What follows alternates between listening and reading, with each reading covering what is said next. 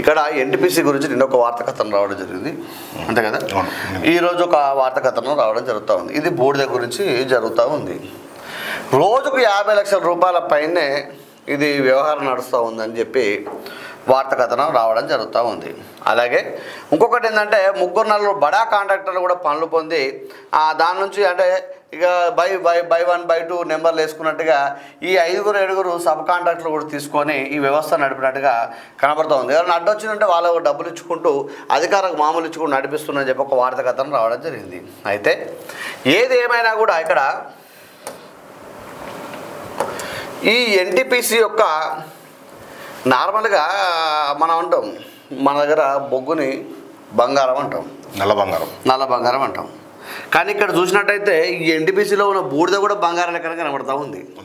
రోజుకు 50 లక్షలు అంటే నెలకు 15 కోట్ల దందా.